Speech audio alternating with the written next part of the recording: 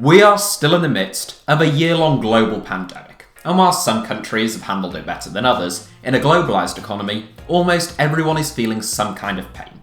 Just take the UK for example. We are seeing record levels of redundancies, house prices are being artificially inflated by a holiday on stamp duty, and most of the economy is either still shut down or running at greatly reduced capacity. Put simply, it's a situation which looks pretty bleak, and as tends to be the case, it will be employees, low-wage workers and young people who are the hardest hit.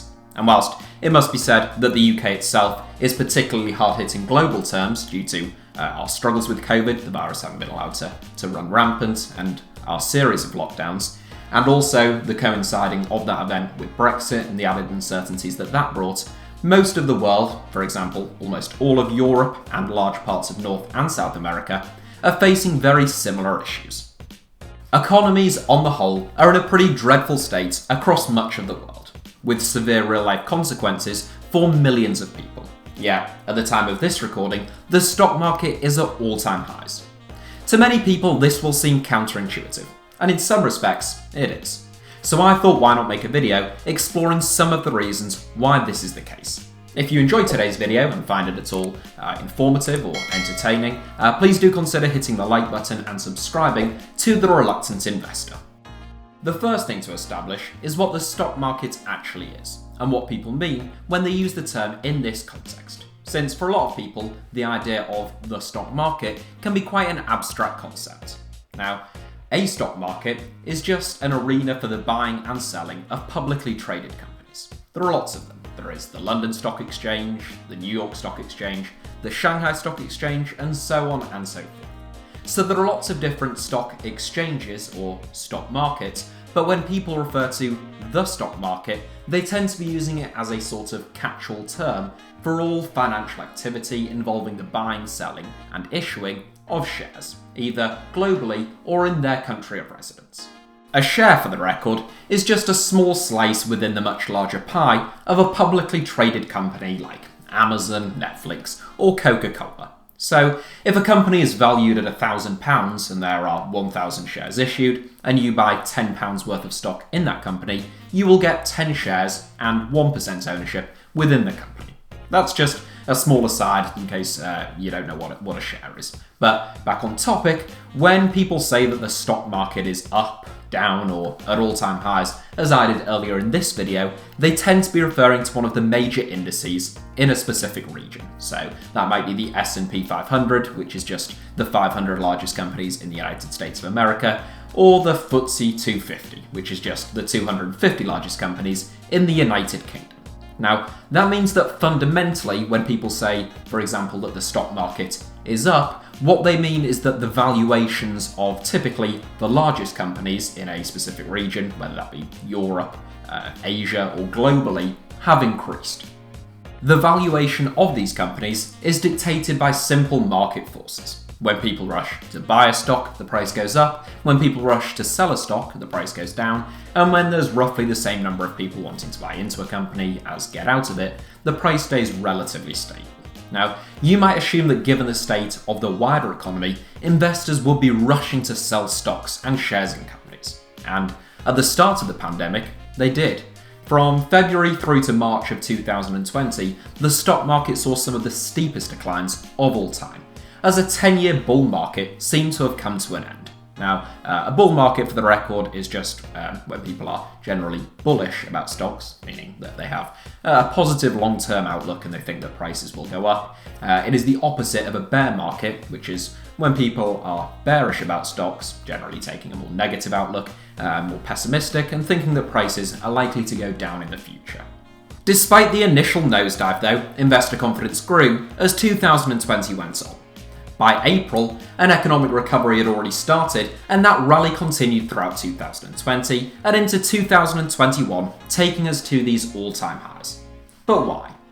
The primary cause of the recovery was the injection of state cash into markets as a form of economic stimulus. Now, this is called quantitative easing, or QE, or it's sometimes referred to simply as printing money, and it basically involves central banks buying up government bonds and other asset classes in order to flood the market with cash, keeping prices high and driving economic activity. This was a controversial practice when it was first suggested more than a decade ago, but it proved to be highly effective during the 2007-08 financial and debt crisis across much of the world. But it is worth bearing in mind that the amount of QE that we have seen during the corona crisis is even greater than that which happened in 2007-08. Another key factor behind the surge in stock prices is that interest rates are at historic lows in virtually every major economy, and that this shows no signs of changing in the immediate to short-term future. Now, most people understand that interest rates, when you go to the bank, they will give you an interest rate for your savings, typically a little bit higher if you were to lock that money away for a specified amount of time.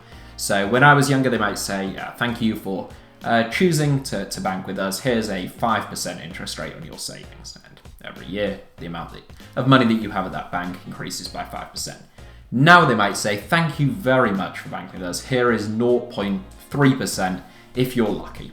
Now, the result of this is that people don't want to leave large amounts of cash sat in the bank because in some cases it's actually losing money. In countries where there is a negative interest rate, the bank might say to you, thank you for keeping your money with us. We will take a portion of that money from you. But in low interest rate countries, you are still technically sort of losing money because relative to inflation, your interest rate is outpaced by inflation. So your savings are being reduced in real terms. So as such, people look for other ways, other places to put their money. And this means that all appreciable assets tend to increase when interest rates are as low as they are now. This is relevant to stocks, but it isn't exclusive to stocks. We've seen this recently with interest rates being so low on house prices, antiques, valuable art, watches, Bitcoin, gold, whatever it might be. Any appreciable asset tends to increase when interest rates are this low, and that's another major factor. Other reasons include long-term optimism that still exists, whether it's about the reopening in countries that are still either in lockdown or partial lockdowns. Optimism surrounding the vaccine rollout, the hope that once a large percentage of the public are vaccinated, that we'll see a much more normality resume. People who have been fortunate enough to keep their jobs during the last year or however long it's been in some countries that have been in lockdown, a lot of them have actually got increased savings. So whilst some people have seen their savings decimated because they've had no income and still expenditure, people who have still had an income have tended to have reduced expenditure. They're not eating out, they're not having nights out, they've had fewer ways in which to spend their money. Some people, and it is quite likely that once there is a reopening, the people who have been fortunate enough to have increased savings might be more likely to spend that money in a flurry, causing a sort of spike in consumer spending. So that's another factor.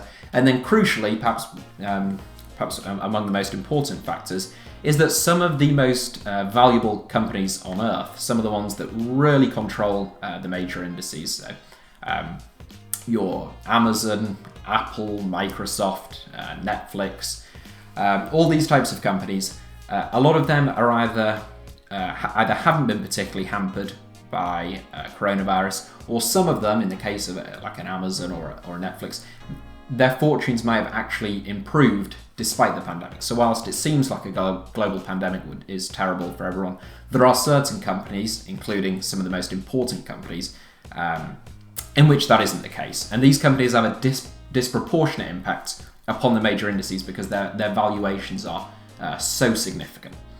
As a similar aside to that, some of the major economies in the world haven't seen the same kind of dreadful disruption that we've seen in the UK, throughout much of Europe, and to a lesser extent, but still significant extent, in the United States. So, for example, in China, which is the second largest economy in the world, China's economy still grew by 2.3% during 2020. So that just shows that the situation isn't the same everywhere. And it's not just China, it's a similar situation in Hong Kong or Taiwan or Vietnam, countries that had good responses to the coronavirus and managed to keep their economies ticking over and keep them growing. And also, a lot of investors have a lot of long-term positivity about these economies. They see a great deal of room for growth going forward as well. So those are some of the key reasons why, at the time of this recording, the stock market is at all-time highs, despite the real economy being so bruised in countries like the UK, much of Europe, and as I say, to a slightly lesser extent, in the United States. Perhaps the biggest takeaway from today's video is that the stock market does not reflect the real economy a lot of the time. That's not to say that there is no correlation, just that it isn't a direct link. When workers and the average person are doing well, that doesn't necessarily mean the stock market will be doing well, and vice versa.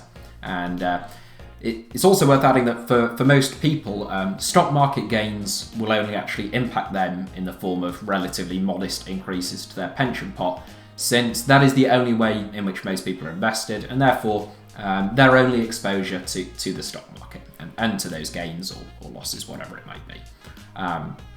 By a similar token, when you hear things like, you'll often hear this recently, that billionaires have increased their wealth by 20 or 30%, Elon Musk or Jeff Bezos have made X amount of billions in a week or in a day or whatever it might be.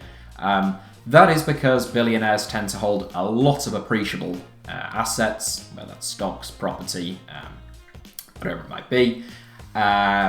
So yeah, it is true that the rich have likely in many cases got richer during 2020 as at a time when most people might not have been so fortunate.